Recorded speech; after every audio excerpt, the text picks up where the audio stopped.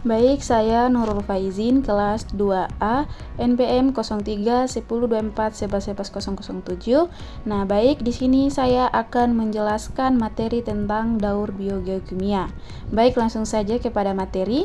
Yang pertama adalah tujuan pembelajaran.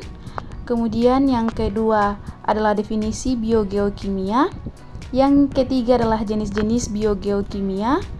Yang keempat adalah fungsi umum biogeokimia, dan yang kelima adalah dampak kegangguan daur biogeokimia, keenam upaya pelestarian, dan yang terakhir adalah kesimpulan.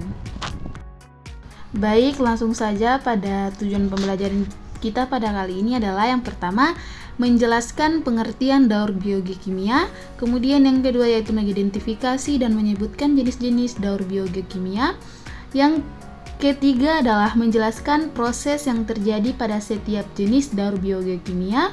Yang keempat adalah menganalisis fungsi masing-masing daur biogeokimia. Yang kelima adalah mengevaluasi dampak gangguan terhadap daur biogeokimia. Lanjut, langsung saja pada definisi biogeokimia.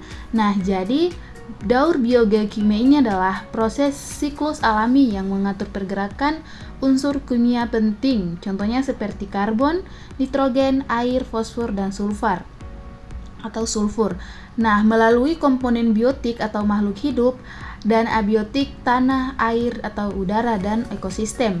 Siklus ini sangat penting untuk mendukung keseimbangan lingkungan dan keberlangsungan hidup organisme. Nah, baik, selanjutnya kita masuk pada jenis-jenis biogeokimia. Nah, yang pertama adalah daur air. Daur air atau siklus hidrologi adalah unsur utamanya itu adalah H2O. Proses utama. Nah, jadi proses dari daur air ini yang pertama adalah evaporasi, yaitu penguapan air dari laut, sungai, danau. Kemudian transpirasi, penguapan air dari tumbuhan. Kemudian kondensasi, uap air menjadi awan. Kemudian presipitasi adalah turunnya air hujan, dan infiltrasi dan perkolasi, air meresap ke tanah, dan yang terakhir adalah runoff atau air mengalir kembali ke sungai dan laut. Nah, kemudian kita lanjut pada jenis yang kedua yaitu daur karbon. Akumulasi karbon ada di bahan bakar fosil, kemudian di tanah, sedimen, dan biomasa makhluk hidup. Perlu juga kita mengetahui apa saja proses dari daur karbon. Yang pertama yaitu respirasi, yang dimana adalah menghirup O2 dan mengeluarkan CO2. Kemudian dekomposer atau detritivor atau konsumen dari detritus, misalnya jamur, bakteri, atau lain sebagainya. Kemudian detritus, sisa organisme mati, dedaunan yang gugur, kayu, feses, dan lain sebagainya. Kemudian lanjut lagi untuk jenis-jenis biogeokimia. Yang ketiga adalah daur nitrogen. Daur nitrogen atau N adalah yang pertama unsur nitrogennya itu N2. Proses dari daur nitrogen ini yang pertama adalah fiksasi oleh bakteri NH3, kemudian nitrifikasi NO2 ke NO3.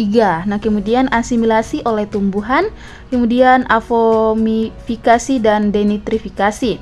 Nah, fungsi dari daur biogeokimia ini atau daur nitrogen ini adalah membentuk protein, enzim, dan asam nukleat DNA ataupun RNA. Nah, kemudian kita lanjut pada jenis-jenis yang keempat yaitu daur fosfor atau P.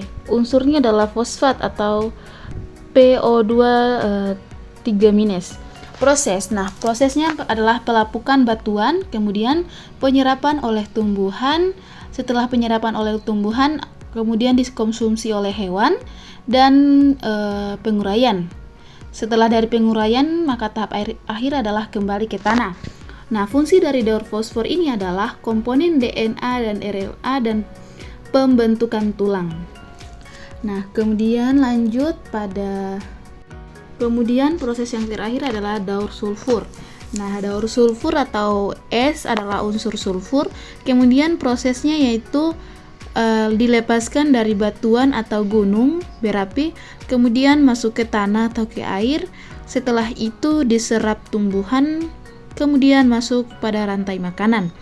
Nah, setelah itu yang terakhir adalah kembali ke lingkungan. Nah, jadi fungsi dari daur sulfur ini yang adalah menyusun protein dan vitamin tertentu. Selanjutnya,